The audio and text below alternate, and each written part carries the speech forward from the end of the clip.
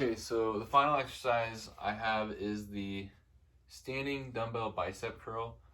So for this exercise, you're gonna need two dumbbells, and what you're gonna do is stand with your feet about shoulder width apart, with your core nice and tight.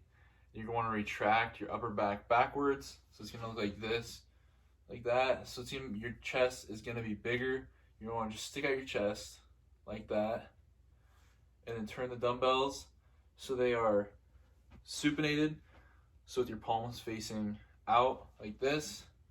And all we're gonna do is try and keep our elbows as still as possible and simply curl the weight. And here's a front view. The biggest thing is we want to just keep it super controlled, so we don't want our elbows to be moving much or any other body part, simply just our biceps. We don't want to be throwing the weight, going side to side, throwing it, just super controlled throughout. So this motion on the way up, that's the concentric. The way down, that's eccentric. So on the way up, we're gonna be exhaling. On the way down, we're gonna be inhaling. The pace and rate, it's gonna be 1 to 1 again. So 1 second up, 1 second down, just a steady progression the entire time. And then to find the optimum motion, what you're gonna do is take one dumbbell and you're gonna put a couple fingers on the bottom portion of the bicep, and then you're gonna start at the bottom of the exercise.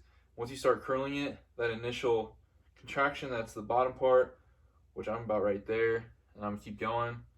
Once I feel it stop, about right there is the top portion of the optimum motion. So about there and there are my points of optimum motion. But now I'm gonna have my client come in here. So I'm gonna have you stand over here again like we did earlier. So what they're gonna do is grab the dumbbells, please. Do you want me to find my optimum? Yeah, let's just grab one dumbbell to start. So in the position that we were in, feet shoulder width apart, your core is nice and tight, your back is retracted back, and then you're gonna have the dumbbell palm facing out towards me, and you're going to place a couple fingers on the bottom of your bicep. Yep, just like that.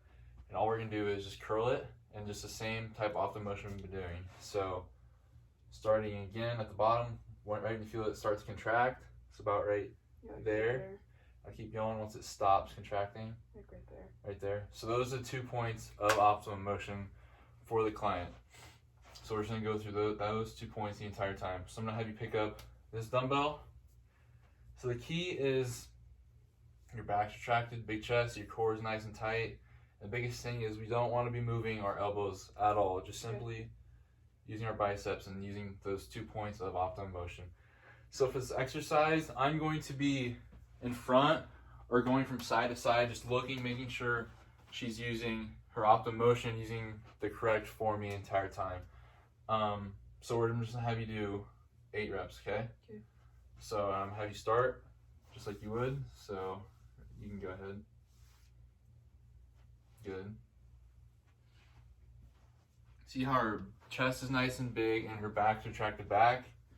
And all she's doing is simply moving her biceps. She's not throwing the weight. She's keeping her elbows super controlled the entire time. Another big thing is you can see her wrists are staying straight, which that's what you want. You don't want your wrists to be cocked downward or upward, which she's doing a really good job. So, yep, one more. That's good. So slowly drop. You can put them down now. So obviously this is a lighter weight, so she didn't really need much assistance. But to spot, as I'm going from side to side, watching, making sure she's doing the exercise correctly. If she tends to struggle, I can assist by just lifting up the weight or helping her down and lifting it back up. That'd be pretty much the only way to assist in this exercise. But a progression for this exercise would be standing barbell bicep curl. That's just more. You can obviously do more weight with that. And then a regression would probably be just a simple band curl. Getting a band, putting it under your feet, and curling that. That'd be a regression. And then something to consider for elderly people, they obviously might not have as strong of wrists and hands as your average person. They might have arthritis and stuff like that. So I'd say they can try using a lighter dumbbell, but if they can't grip it or if it hurts them, I would definitely say that they could use either a band that they can put under their feet and curl, or they could use a full circular band that they could place under their feet, and then the top part of the band they can simply place in their palms, and they wouldn't necessarily even have to grab it. They can just have it in their palms the entire time. But that'd be something to consider for elderly. For obese people, I would say the biggest thing would probably be they might not have a great range of motion at all. They might not be able to go very far up with it. So that'd be the biggest difference for them.